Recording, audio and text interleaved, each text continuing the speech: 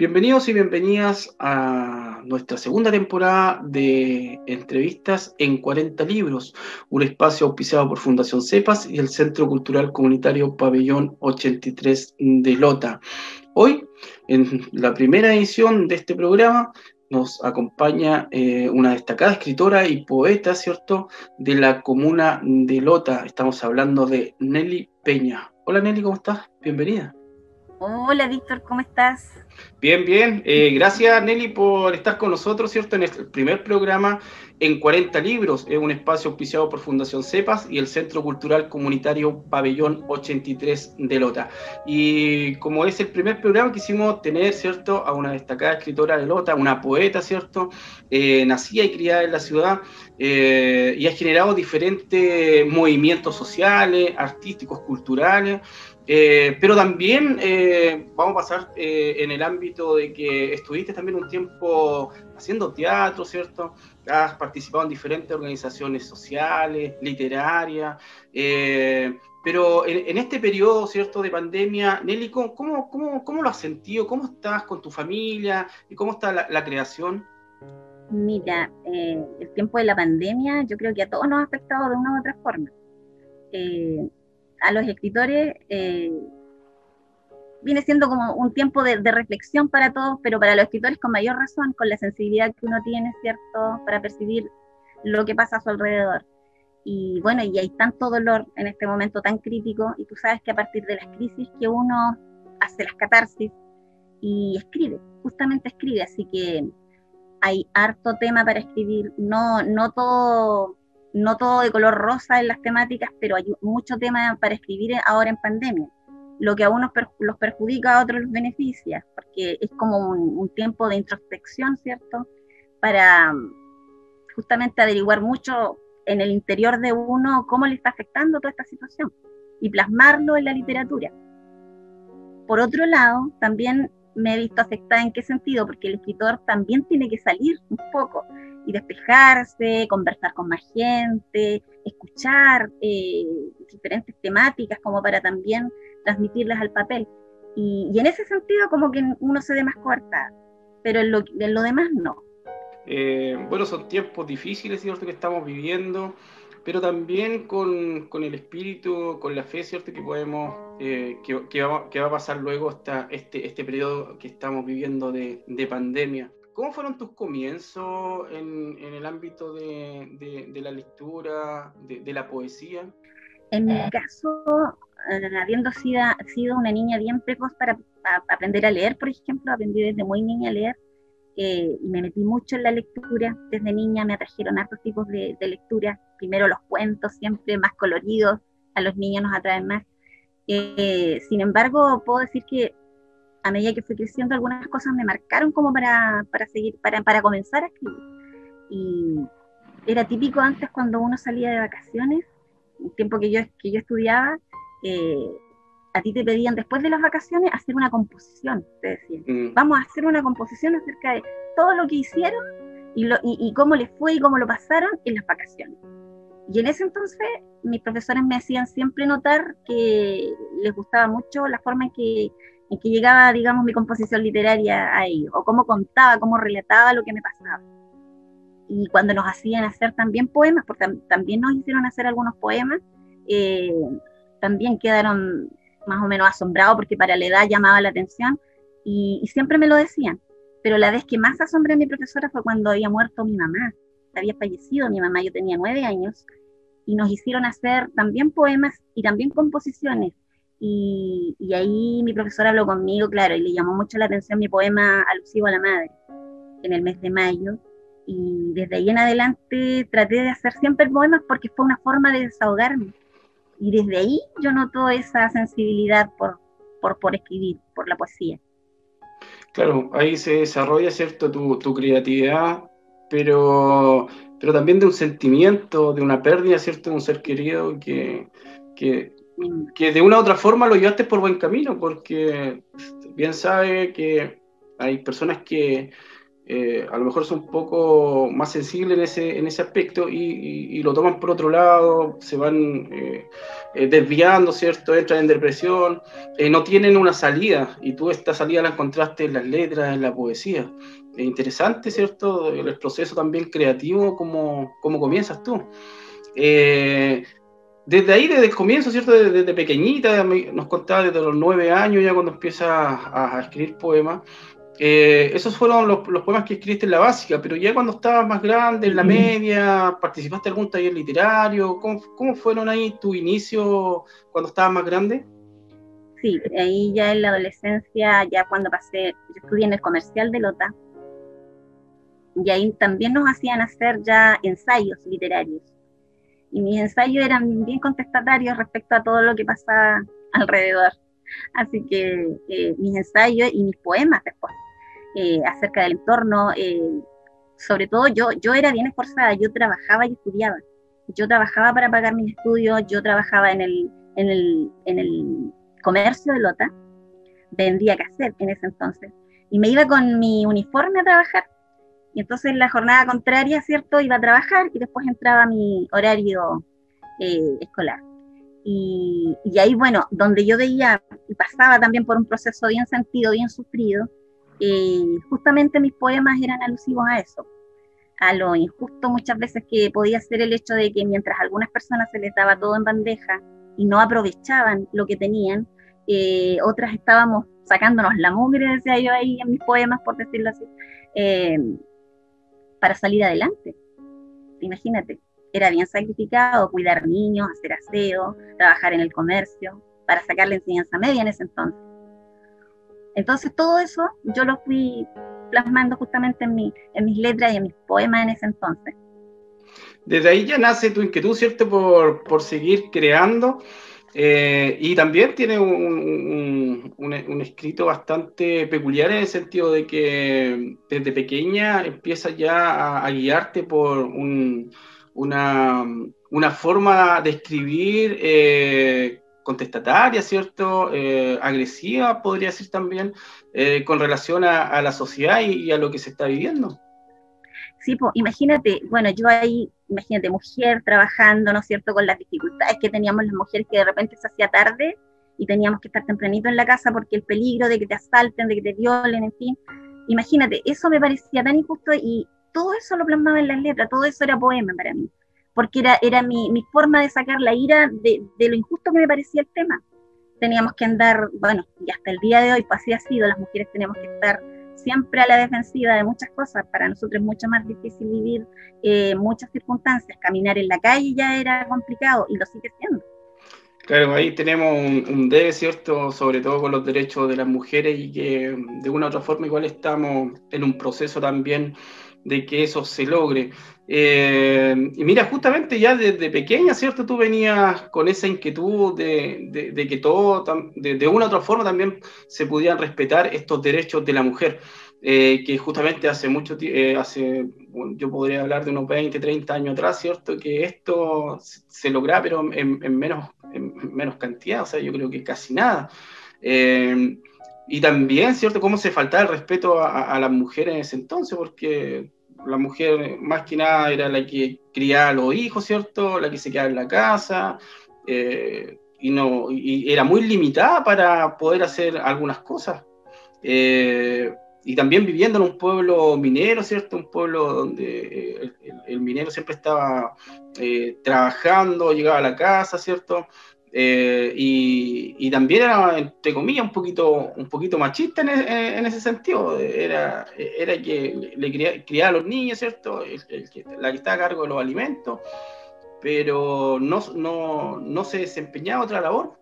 Fuera de que igual se realizaba el pan amasado, ¿cierto? Se hacía el pan amasado, pero más que eso, eran muy contadas las personas que trabajaban en ese tiempo. Pero ya tú venías con esa mentalidad, ¿cierto? Con ese pensamiento de cambiar un poco la forma en la cual tú estabas viviendo. También nos estás contando que estuviste trabajando de pequeña, ¿cierto? tu madre también falleció cuando tenías 9 años. Entonces yo creo que todo eso ha forjado también esta mujer fuerte que eres y sacrificada y que has salido adelante, porque igual has seguido estudiando, ¿cierto? Tienes tu carrera, estás trabajando ahora en un colegio, ¿cierto? No sé si me equivoco, pero era administradora pública, ¿o no?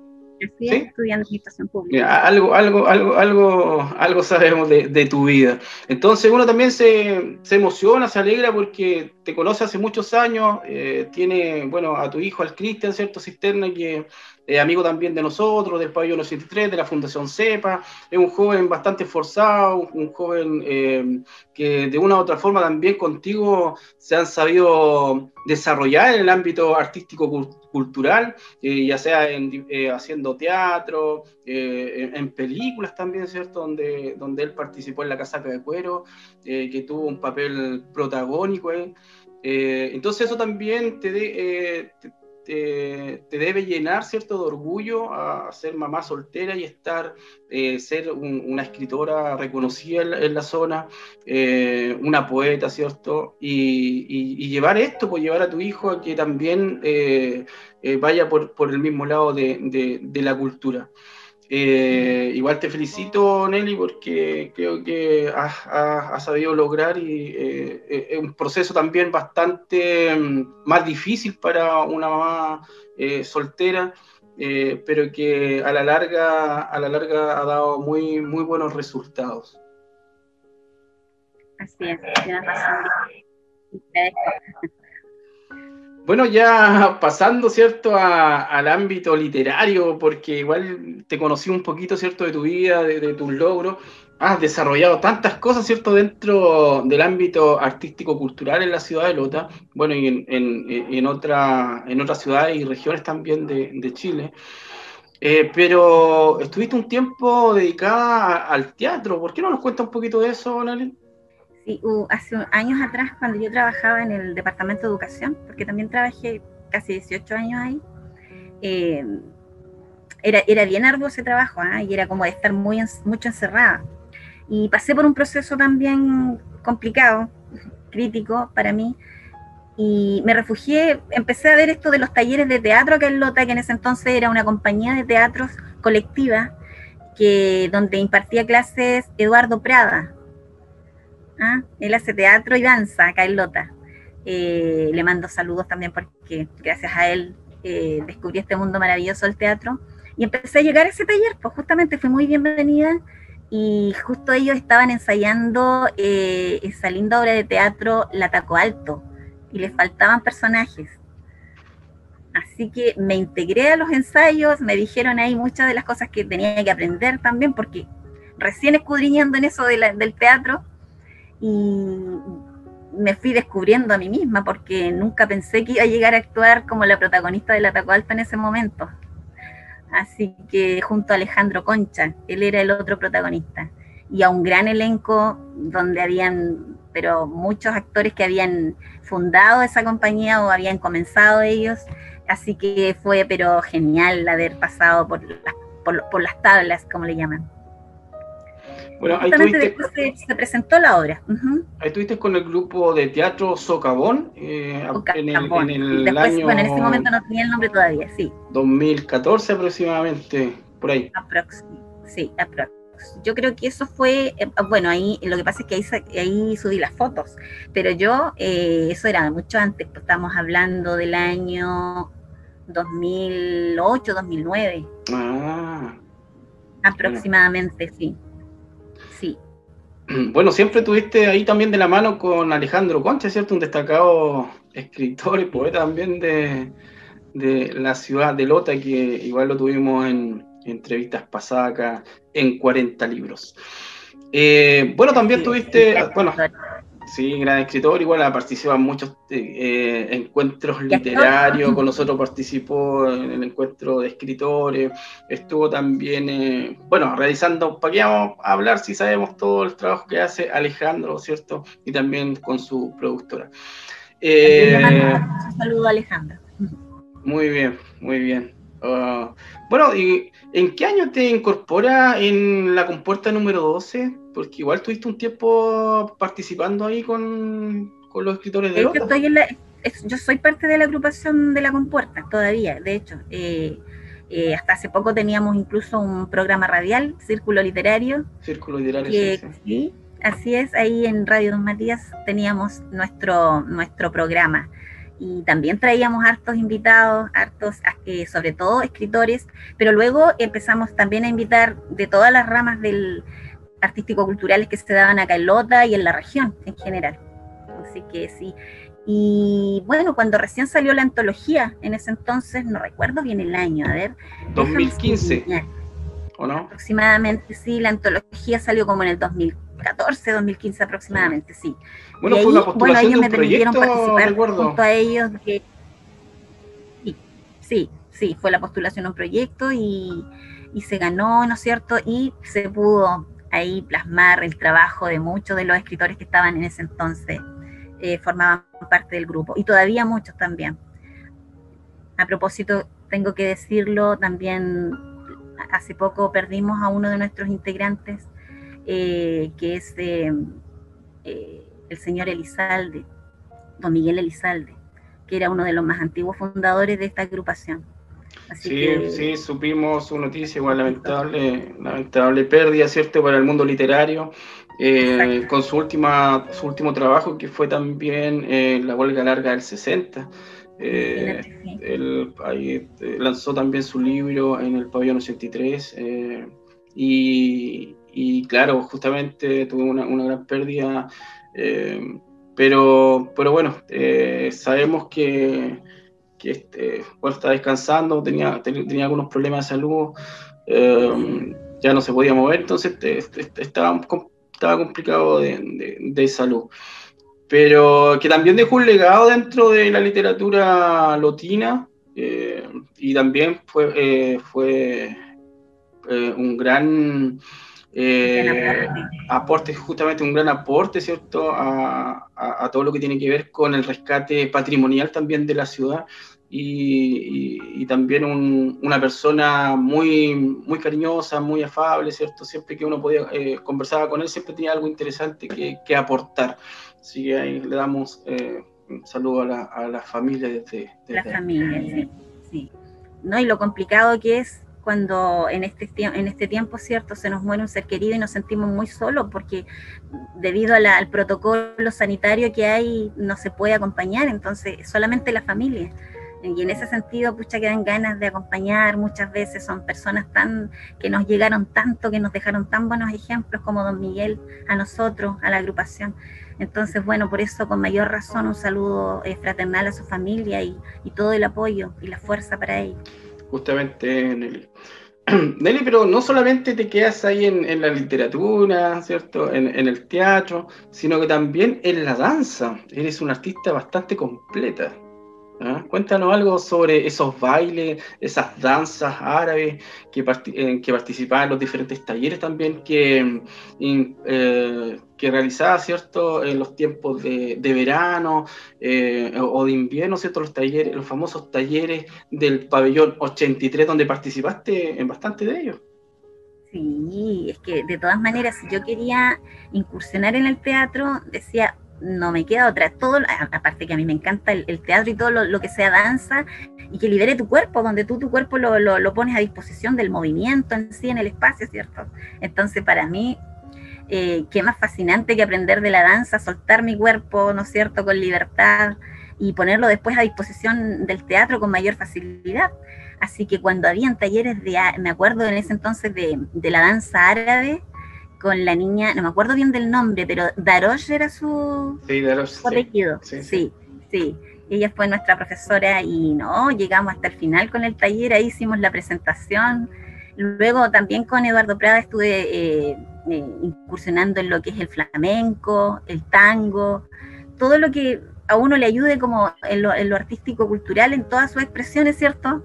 siempre es bienvenido. Así que sí, todo lo que fuera danza me gustaba mucho, aparte que te ayuda en la salud, también te ayuda en todos los propósitos, los objetivos que tú te fijas en la vida. Bastantes talleres, ¿cierto? Con la señorita Ángela Daros en el pabellón 83, ¿cierto? Estos talleres de verano, talleres de invierno también, donde participamos ahí cuando podíamos hacer estos talleres presenciales.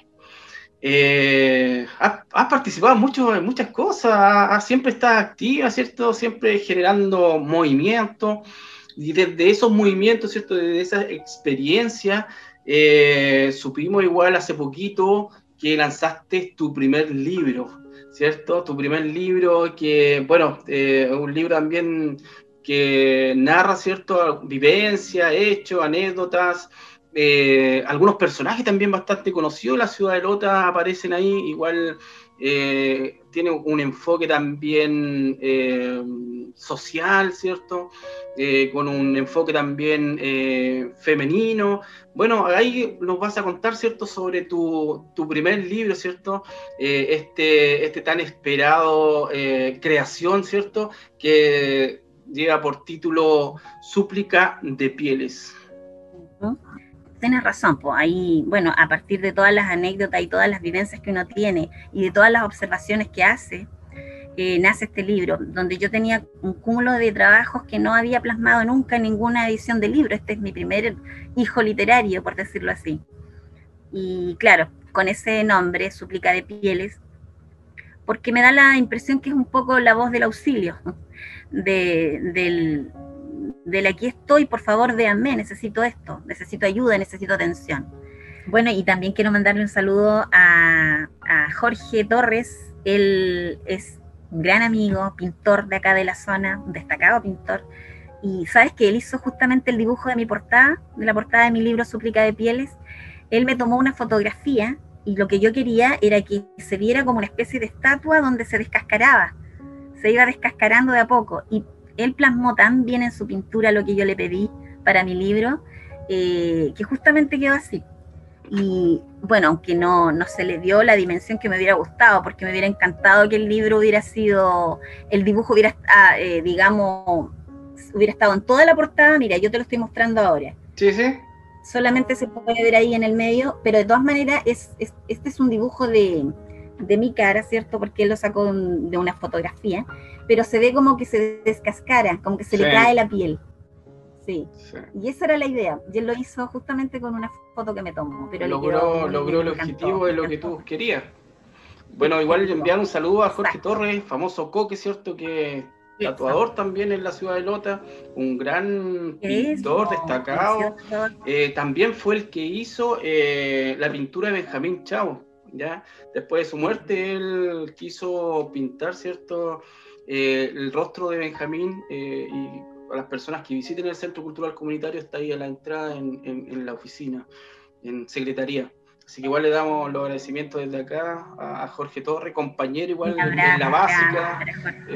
Nos criamos juntos en la básica, nuestras mamás se conocían, yo iba a su casa, él a la mía. Entonces, hartos cariños igual con el Jorge. Y también mandarle un saludo a Pablo, un amigo también que eran ellos dos, el Jorge y el Pablo, eran los mejores pintores en ese tiempo de Lota y del colegio. Siempre sacaba los primeros lugares. Bueno, el Pablo ahora está recorriendo Europa. Entonces, bueno, y Jorge se quedó acá pintando nuestro patrimonio, ¿cierto? Él está haciendo ahora un trabajo también para rescatar el patrimonio de nuestra ciudad. Y también está invitado a participar de este programa en 40 libros, que lo vamos a tener muy pronto acá en este espacio. Sí, pues merecido se lo tiene, es un gran artista. Pero estamos hablando sobre tu libro, sobre tu creación, tu primer hijo, ¿cierto? Literario, y que rescata, como decíamos anteriormente, diferentes temáticas de la vida, de la vivencia, ¿cierto? De la experiencia. Igual hay algunos personajes que los que somos lotinos conocemos, que son de la feria. ¿Podrías contarle algo sobre eso, sobre cómo llegaste a esa creación? Sí, mira, ¿te acuerdas que te dije que yo trabajaba y estudiaba? Bueno, yo trabajaba en la feria y era estudiante en ese entonces, más o menos unos 16, 17 años, y me llamaba mucho la atención siempre un joven que era carretonero de las ferias. ¿Por qué me llamaba la atención? Porque aparte de trabajar en esto, él cuando se iba por los negocios a veces a pedir algunas monedas, o a algunas personas le pedía sus monedas para comprarse un pancito, era muy respetuoso, tenía una forma de llegar a la gente que no era con garabatos, como generalmente se suele escuchar a veces, sino que era muy, muy respetuoso. Entonces él se dirigía a las mujeres: mamita, usted tendrá una moneda, porque pucha, para comer me acaba de dar frío, o tendrá un poquito de agua caliente. Y siempre me llamó la atención, yo estaba en un negocio y lo veía pasar, y a mí igual me hablaba, me pedía. Yo conversaba con él a veces, y me dedicaba a observarlo. Siempre estaba tomando agüita de hierba por el frío. Él era muy flaquito, siempre era muy menudito, muy flaquito. Y cuando lo vi, que estaba con sus carretas, las veces que lo vi, él apenas podía sostener la carreta. Él se cargaba sobre la carreta, se colgaba. Y eso llamó mucho mi atención. Me conmovió mucho. Él se cargaba con todo su cuerpo porque era tan menudo que se le iba la carreta hacia atrás. ¿Ya? Y él tiene una historia bien particular con Baltasar, que era otro de los que andaba siempre en las ferias pidiendo monedas. Y Baltasar tenía más años, pero a Baltasar lo mataron en la feria. Lo mataron y como siempre, Chespirito le llamaban a mi amigo menudito de las carretas, siempre estaba con él. Ellos andaban para todos lados juntos, así que culparon a Chespirito. Y él tuvo una triste situación ahí, una crítica situación, y donde todos defendían a Chespirito con carabineros ahí diciéndole: pero ¿cómo se le ocurre? Ve que lo mataron con una tremenda roca y Chespirito apenas se puede la carreta. Y cuando hicieron ¿cómo se llama eso? Cuando restituyen la escena, sí. Restitución de escena, claro, ahí se dieron cuenta de que él no se podía la piedra. ¿De dónde? Si tuvieron que tomarla no sé cuántas personas para poder... Y eso, bueno, dejó en evidencia que era inocente, y él lloraba por su amigo. Aparte que le dolía mucho que lo hubieran culpado de la muerte de su amigo Baltasar. Y yo plasmé eso en un poema. Justamente mi poema se llama Chespirito. Así que yo no sé si ¿te gustaría escucharlo? Sí, por supuesto, no solamente a mí, sino que a todas las personas, ¿cierto?, que nos van a ver este programa en 40 libros, ¿cierto? Espacio auspiciado por Fundación CEPAS y el Centro Cultural Comunitario Pabellón 83 de Lota. Déjame nomás, compañerita Nelly. Ya. Chespirito. Menudo hombrecito que cuelga carretas, menuda las piernas que llevan las cargas. Con manos y brazos huesudos se cuelga y se va de a poco moviendo las ruedas. Era muy liviano el cuerpo del muchacho. Sobre las barandas se prende con fuerzas. Bajo las miradas de los despiadados se lleva las cargas de los inhumanos. Dicen que en las noches tomaba sus tragos y en el día pan y agüita de hierba. Y una de esas noches se murió un fulano. Muy cerca del cuerpo, a él lo encontraron. Yo no pude hacerlo, créame, mi cabo. Él era mi amigo de toda la vida.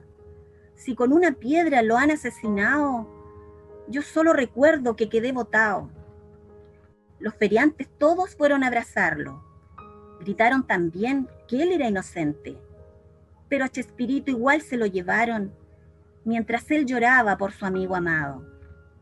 Y era muy curioso verlo detenido. Menudo hombrecito que lleva carretas. Le hicieron tomar la piedra del delito y no pudo siquiera moverla del piso.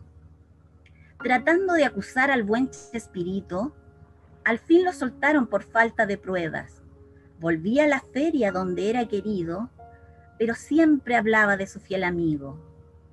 Y siguió llevando su carga a la feria, por unas monedas para pan y vino. El hombre flaquito cargaba sus penas, también fue de a poco perdiendo las fuerzas. Un día extrañaron el ruido de las ruedas, lo encontraron donde había muerto su amigo, como suplicándole que se viniera y tuvieran juntos sus propias carretas. Dicen que aún se escucha con carreta en manos, que pasa contento con su buen amigo.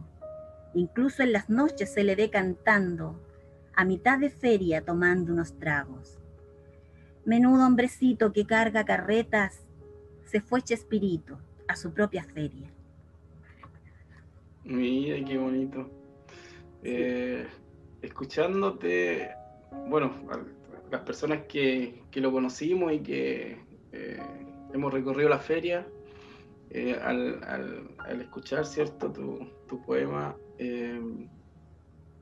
nos lleva a ese instante, a esa vivencia, ¿cierto?, a esos recuerdos que ya como que se está perdiendo también un poco los carretoneros, ¿cierto?, en la ciudad. Habíamos conversado sobre eso anteriormente, pero que fueron un gran aporte, independiente de quiénes fueran las personas, o de dónde vienen, o qué es lo que hacían, sino que el aporte también al comercio local. Sin ello hubiese sido muy difícil también sacar adelante el comercio justamente en la feria, donde son los espacios tan pequeños, donde pasan las cartitas ahí rozando, ¿cierto?, los puestos.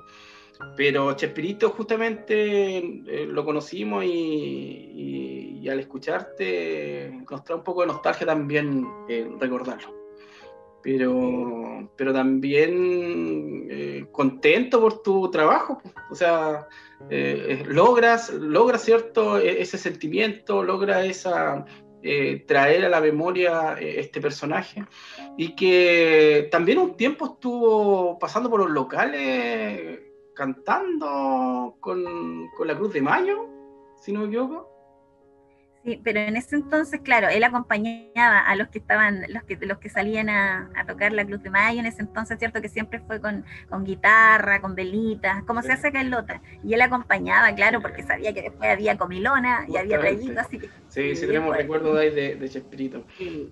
Interesante tu forma de llevarlo a las letras, ¿cierto? Y cómo cada detalle de su vida, de su anécdota, o sea, de toda su vida diaria, lo lleva a las letras, y como te digo, a más de alguno que ya lo conoció, se va a recordar a nuestro amigo Chespirito.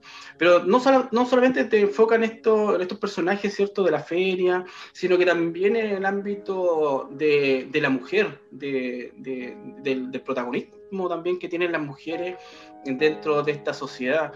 ¿Nos podrías conversar también un poco de eso, Nelly? Sí, lo que pasa es que, bueno, lo que te venía contando también hace un ratito, desde joven me di cuenta, porque en mi vida me tocó también trabajar y llevar adelante mi objetivo con mucho esfuerzo, con mucho trabajo. Y bueno, en ese intertanto iba viendo, ¿cierto?, lo injusto que era el hecho de que las mujeres tuviéramos que cuidarnos mucho más que los hombres, que nos costara mucho más salir adelante, sobre todo cuando había un hijo. Y este amedrentamiento justamente de algunos individuos que están acostumbrados a eso, porque tú ni siquiera podías andar, las mujeres ni siquiera teníamos libertad de andar tranquilamente por las calles, porque siempre estaba, de repente era un piropo más inofensivo, pero también estaba el piropo propasado. Entonces, de todas maneras, eso intimidaba. Y todavía hay gente que no entiende que eso es una agresión de alguna forma.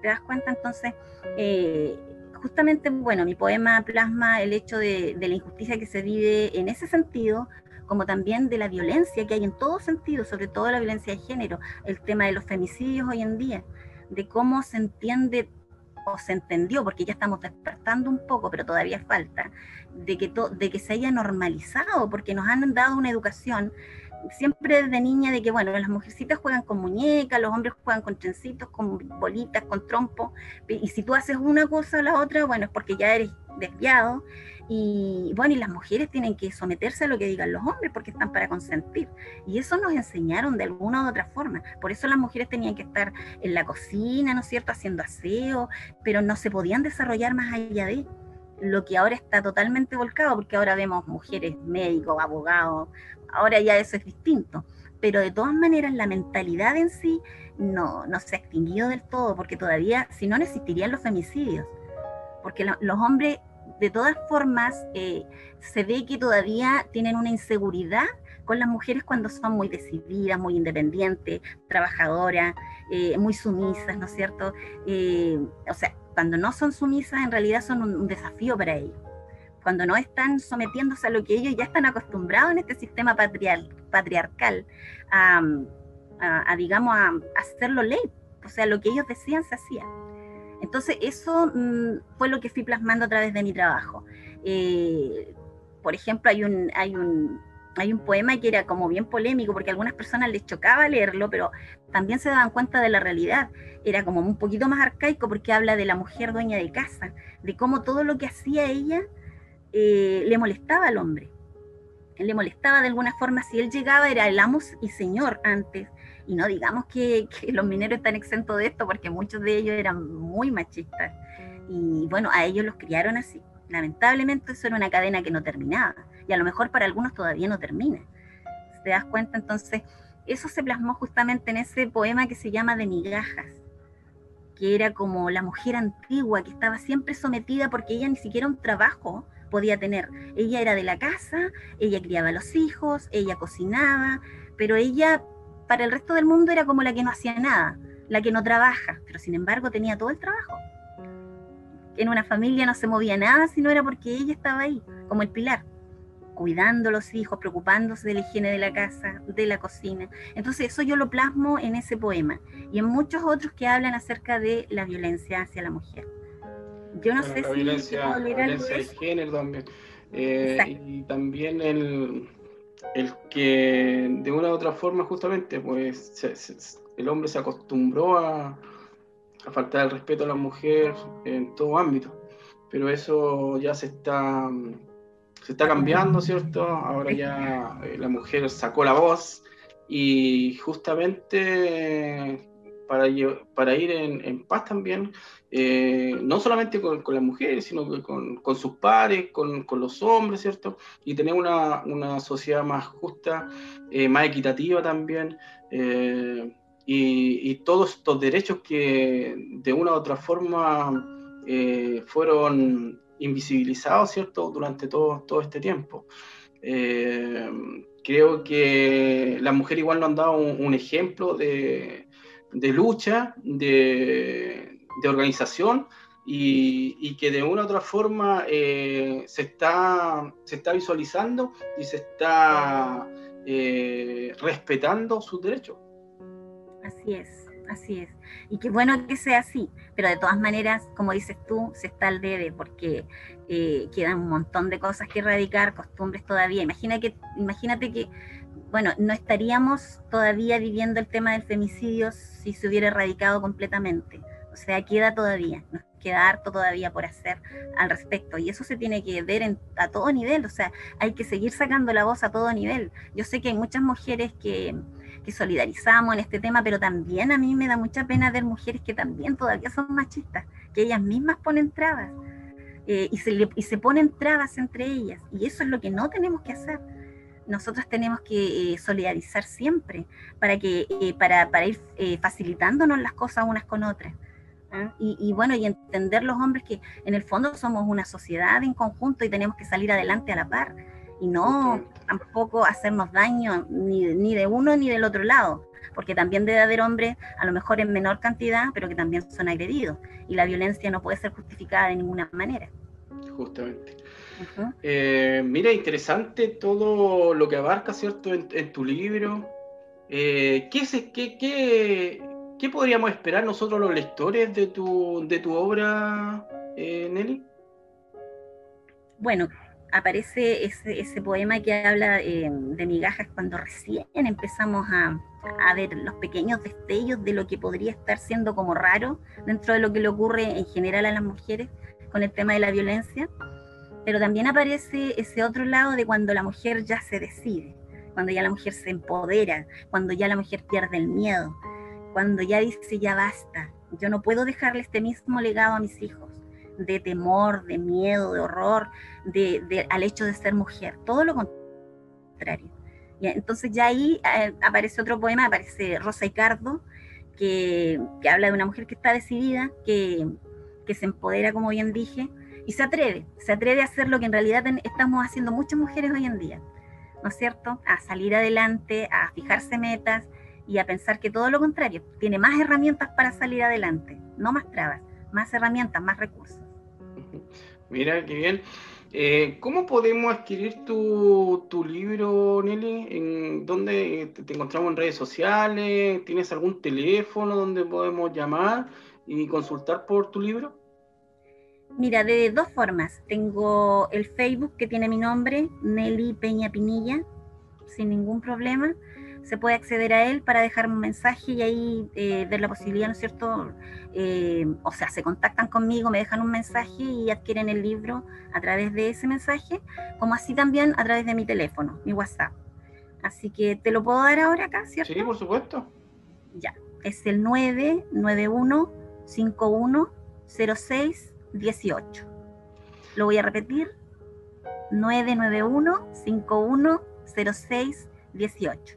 Así que de esas dos formas pueden adquirir el libro, porque lamentablemente por el tema de la pandemia no he podido dejarlo en librerías o en ningún otro lado donde se pueda distribuir, lo estoy haciendo yo personalmente. Muy bien, pues entonces no hay excusa, ¿cierto?, para no tener este libro, Súplica de Pieles, de la autora Nelly Peña, cuentos y poemas, ¿cierto?, de una destacada escritora y poeta lotina. Nelly, bueno, dentro de del ámbito literario que tú manejas, ¿qué estás haciendo por estos días? ¿Estás creando? ¿Estás participando con más escritores vía online? ¿Estás en alguna creación? Sí, bueno, tengo mis nexos ahí, mis contactos con Valparaíso, siempre estoy ahí hablando con muchos poetas. Bueno, estuviste participando igual un tiempo de una lectura en Valparaíso. ¿Sí? Sí, lo hicimos a nivel de agrupación, sí. Sí, sí. Con la compuerta número 12 fuimos ahí el año pasado, si no me equivoco, sí, en verano. El antes pasado. El antepasado, 2019, tienes razón. Ahí estuvimos en la Sebastiana, justamente todavía no habíamos escuchado nada de COVID, así que tranquilamente anduvimos paseando por esos lados, dejando muy bien nuestra comuna y entregando nuestros poemas ahí, ¿no es cierto?, en la casa de Pablo Neruda. Sí. Bueno, lo que te comentaba, el proceso creativo no ha parado, entonces, ¿en qué estás en este momento? ¿Estás trabajando en algo? Sí, en este momento, bueno, estoy trabajando, quiero reeditar este libro, pero también estoy trabajando en un segundo libro. Estoy justamente en eso, creando nuevos poemas y cuentos cortos para un segundo libro que espero salga ya el próximo año, porque este año va a ser un poquito lento, un poquito complicado, pero justamente voy a aprovechar este tiempo para seguir escribiendo, inspirándome ahí en mi trabajo literario. Genial. Muy bien, pues Nelly, mira todo lo que hemos conversado, ¿cierto? Sobre tu vida, sobre tu creación literaria, sobre tu familia, ¿cierto? La pandemia. Pero queremos saber, igual, dentro de tu periodo de crecimiento literario, ¿cierto? O en la niñez, ¿cuáles fueron los libros que te marcaron en este periodo? ¿O libros que te incentivaron a escribir o a pensar, ¿cierto?, la vida de otra forma? Recuerdo que la enseñanza media era obligatorio, teníamos ahí una gama de libros para leer, y dentro de lo que más me dejó como para adentro, por decirlo, me despertó, digamos, en el sentido literario, fue Niebla, de Miguel de Unamuno. Yo había leído un montón de libros, pero nunca había leído, la temática de que justamente uno de los personajes descubriera que era un personaje de alguien y quisiera enfrentar a su creador, como lo hizo en este caso el personaje Augusto Pérez, cuando busca a Unamuno, busca la dirección y se enfrenta con él. Eso para mí fue como una revolución literaria, así como wow, sí, recuerdo eso. Sí. De hecho, después de eso salieron varios ensayos, sí, al respecto. Bueno, Miguel de Unamuno, bueno, escritor español, ¿cierto? Bueno, nosotros lo tenemos en nuestras bibliotecas comunitarias, si alguien lo quiere solicitar, en el bibliobús comunitario, tenemos ahí en literatura obligatoria. Bueno, ese libro es uno de los que te marcó, pero sabemos también que otro que nos puedes recomendar o que nos va a recomendar y que también te produjo algunas cosas, ¿cierto?, en tu infancia, sobre todo en la enseñanza media, ¿no? Sí, en la enseñanza media, porque justamente ahí tuvimos que, como te decía, leer una gama de libros. Y el otro, bueno, fueron muchos libros. Está también la María Luisa Bombal con La Tajada, que también me llamó la atención. Pero dentro de los que yo recomendaría, sí, genial. Pero dentro de los que yo recomendaría, por lo menos a mí me impactó, digo, a modo personal, porque también lo podemos llevar a la actualidad, es de Genaro Prieto, El socio. El socio, claro. Porque el socio, porque él ve como en un momento dado de crisis financiera, económica para él, donde quería salir adelante, ve que todo el mundo le pide tener un aval, un socio para todo, porque nadie creía en él, nadie daba un peso por él. Y resulta que él, para salir adelante, se tiene que afirmar en alguien financieramente, y lo inventa. Sin tener un solo peso, lo inventa. Y con inventarlo, increíblemente, se le abren todas las puertas y el tipo empieza a prosperar en lo económico y sale adelante. Al punto que después ya, bueno, nadie le creía a él, pues todo el mundo quería conocer a Walter Davis, que era su invento, ¿no es cierto? El invento de Julián Pardo. Así que, no, es que yo lo consideré genial ese libro. Y lo podemos llevar a la actualidad, ¿eh? Porque muchas personas con su inseguridad, muchas veces es como que se puede llevar incluso a la tecnología. De repente tú estás detrás de un computador y te sientes un poquito más poderoso que en persona. Y él en persona no era nadie, como te digo, nadie daba un peso por él. Sin embargo, creó una identidad y empezó a salir adelante. Y a muchos les pasa que a través de las redes como que se son más poderosos. Claro, sí. Pero igual eso puede ser para bien mucho o para mal. Jugaba mucho con la mentira, igual, con el engaño. Exacto. Por eso te digo, eso puede ser usado para bien como también para mal. Lo mismo que hizo Julián Pardo, ¿viste? Entonces, igual uno lo puede llevar en un paralelo hacia la vida. Mira, interesante.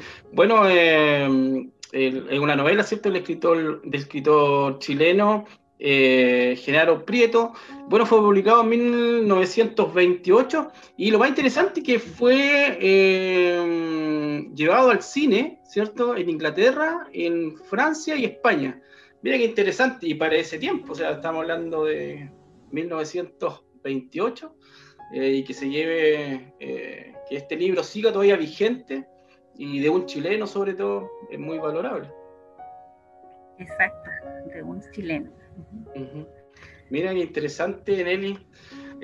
Bueno, ya para ir terminando, ¿cierto? Esta conversación, esta entrevista en 40 libros, ¿cierto? Un espacio que ha auspiciado por Fundación CEPA y el Centro Cultural Comunitario Pabellón 83 de Lota. Ha sido un agrado, un placer, ¿cierto? Volver a conversar contigo, a conocer tu nuevo libro, ¿cierto? Que ojalá igual vendas muchos ejemplares y puedas optar para la segunda edición. Redes sociales, Nelly, donde te podemos ubicar, donde podemos escribir, hacerte las consultas, o simplemente poder conversar contigo. A lo mejor hay alguien que se interesa por escribir y no se atreve, y a lo mejor te puede consultar y se puede apoyar también en ti. Sí, de todas maneras, no hay ningún problema. Yo tengo mi Facebook, que está con mi nombre, Nelly Peña Pinilla, así que me pueden encontrar ahí sin ningún problema. También para solicitar mi libro, para hacerme algunas consultas, como ustedes quieran. Y a todo esto voy a mostrar la portada de mi libro, por si acaso, para que no se olviden, verdecito, y lo voy a mostrar para que sepan cuál es. Y también me pueden encontrar llamándome a mi número directamente, es el 991-510618. Así que ojalá me llamen, sobre todo para quienes estén interesados en mi libro. Bueno, Nelly, supimos igual que estuviste participando en destacados cortometrajes que se realizaron en la región, y con destacados artistas nacionales. ¿Por qué no nos puedes contar un poquito de eso, por favor? Sí, es emocionante acordarse de eso. Recuerdo que el que estaba metido en ese cuento del cortometraje era Cristian, porque él estaba haciendo algunas grabaciones con los chicos de audiovisual del Santo Tomás, y cuando se hizo un casting por ahí me invitó, y bueno, ahí él me llevó a participar y quedé seleccionada para trabajar con Patricio Churra. Y no, genial, aprendí mucho de ese actor, mucho. Son personas que también siempre están dispuestas a enseñar, a compartir contigo las cosas que saben. Y no, estuvimos grabando y, como te digo, aprendí mucho de él como persona, como actor. Él en todo momento me trató de tú a tú, en ningún momento como alguien que se venía iniciando en el tema. No, él me trató como una actriz. Así que no sé si lo va a ver este video, pero si lo llega a ver, un abrazo para para Patricio Churra por todo. Bueno, un destacado, ¿cierto?, actor nacional, sobre todo en las teleseries que se dieron acá en los años 80, 90, por ahí, se podría decir, ¿o no? Más o ¿Sí? menos, sí. Bueno, Y sí. también tiene películas, porque él también ha hecho algunas películas, Sí, sí. justamente. En el club, si no me equivoco, el club, ahí también está él. Mira, bien, Una película. interesante. Nelly, con relación a Lota y a su artista en el ámbito cultural, eh, ¿cómo has visto el aporte a nivel local, sobre todo en esto de las culturas, de las artes? Ahí tengo que decir con mucha sinceridad, Víctor, que siento que no hemos tenido ningún apoyo los artistas en general acá en la zona. Yo no sé, a nivel país ya eso está muy mal, pero al menos en algunas comunas hay algunas lucecitas, ¿no es cierto?, de apoyo, de respaldo o de alguna preocupación hacia sus artistas, pero lo que es acá en Lota no he visto esa preocupación para nada. Y me da mucha pena decirlo, porque se supone que somos una ciudad que quiere, que tiene todo el anhelo de destacar como ciudad patrimonio, imagínate, un patrimonio de la humanidad, que se supone que estamos postulando a eso y lo más probable es que lo seamos, pero de corazón hay muchas cosas que nos están dando como para facilitar que siga el nombre de Lota destacando como patrimonio de la humanidad, y tenemos que ponernos las pilas, en ese caso las autoridades, ¿no es cierto? Ahora las autoridades que vayan a estar de turno, que vengan, quien quiera que sea, ojalá se ponga la camiseta, pero de todo corazón, en el nivel artístico-cultural, para estar apoyando a los artistas, porque de verdad que hace mucha falta el apoyo. No es así Fundación CEPAS, ¿no es cierto? Por otro lado, hay otras fundaciones que lo están haciendo muy bien, que están tirando para arriba, Lota, Procultura podríamos mencionar también, pero falta que las autoridades igual estén ahí a la par. Ahora en este tiempo de pandemia para los artistas fue muy complicado. Hay muchos artistas, hay artesanos también por otro lado, que también están muy mal, que no saben cómo salir adelante, cómo vender sus productos. Y ahí no hay ninguna preocupación, y en ese sentido falta un poco de humanidad incluso, porque primero, antes que artista y todos los otros derivados, somos personas. Entonces, en ese sentido, tengo que reconocer y decir con mucha sinceridad que me da pena que las autoridades no hayan tenido el corazón de preocuparse en ese sentido por sus artistas. Muy bien, Punel, muy bien dicho también, ¿cierto? Y que no solo se quede en el discurso de las autoridades que vendrán, ¿cierto? En estas nuevas elecciones, ya sea de alcalde, de concejales, consejeros, constituyentes, ¿cierto? Que no quede en el discurso y que justamente se apoye al movimiento artístico-cultural en las diferentes ciudades del país. Y especialmente, justo como trabajamos nosotros en Lota y Coronel, y por qué no decirlo también en la ciudad de Tomé, donde trabaja Fundación CEPAS y el Centro Cultural Comunitario Pabellón 83. Nelly, ya para ir terminando, ¿algún saludito? ¿Quieres comentarlo algo más, cierto? Tenés algunos minutos. Ya, yo primero que todo quiero agradecer a CEPAS, en este caso, Fundación CEPAS, al Pabellón 83, personalmente a ti, que eres un buen amigo, al que conozco hace mucho tiempo, por la invitación para poder hablar y destacar algunas cosas importantes de mi libro que quiero promocionar, como sea, cierto, a través de los medios que hay disponibles, y ustedes siempre se han hecho disponibles, así que yo lo agradezco. Y también quiero agradecer a mucha gente más, por ejemplo, como te mencionaba, a Jorge Torres por haberme hecho la portada de mi libro, genial, espectacular, él como pintor, a Eduardo Prada, que me instruyó en lo que es el teatro, y también eso te abre otras puertas, ¿no es cierto?, maravillosas de lo que es el ambiente teatral.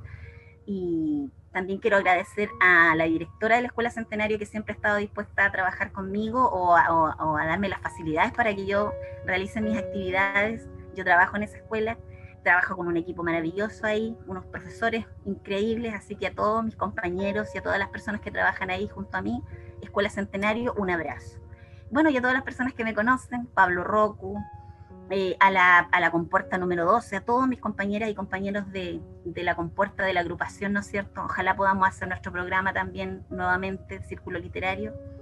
A mi hijo, que también siempre ha sido un gran apoyo para mí, hemos trabajado par siempre en todo lo artístico-cultural con él, hemos hecho teatro, hemos tenido ese privilegio de hacer juntos películas también, así que a todas esas personas maravillosas que a uno le rodean, y a mi perrito Capi, porque el perro Capi que yo tengo, mi perrito, es súper regalón y esa es parte de mi vida igual.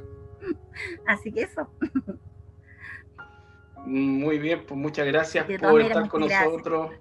De verdad ha sido un agrado y tenerte como primera invitada de la segunda temporada de En 40 Libros, un programa financiado por Fundación CEPA, el Centro Cultural Comunitario Pabellón 83 de Lota. Bueno, como estaba dando las gracias, igual tengo que dar las gracias, ¿cierto? A Pablo Retamal, quien nos hizo la entrada del video, ahí todo lo que son las imágenes, a David Torres, que también él nos está ayudando con la edición, a los compañeros del área de cultura Fundación CEPA, a la de educación, al área de psicosocial y en especial a nuestra directora ejecutiva Pamela Uriarte. Así que desde acá ya nos estamos despidiendo, ¿cierto? Esperemos que pase luego esta pandemia, a cuidarse nomás y nos vemos en una próxima oportunidad. Chao, chao.